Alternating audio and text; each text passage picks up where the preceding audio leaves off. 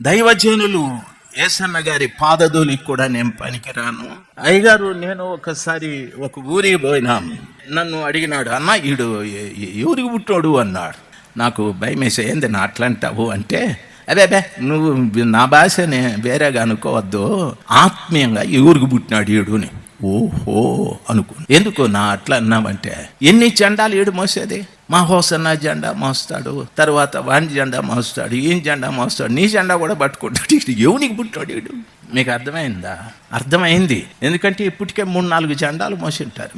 దాన్ని పచ్చిగా అయ్యగారు చెప్పారు, పేతురు గారు చెప్పారు, మీకు నిబ్బరం లేదు బాబు, మీకు మెలకువ లేదు బాబు, మీ విరోధి అయిన అపవాది గర్జించు సింహమువలే ఎవరిని మింగుదునా అని తిరుగుతూ మీరు కనిపించా, టపక్కని షుగర్ ట్యాబ్లెట్ వేసుకున్నట్టు, తలనొప్పి ట్యాబ్లెట్ వేసుకున్నట్టు, కడుపు నొప్పి ట్యాబ్లెట్ వేసుకున్నట్టు మిమ్మల్ని అందరినీ వేసేసుకుందిరా బాబా. మీరందరూ వాని కడుపులో ఉన్నారు.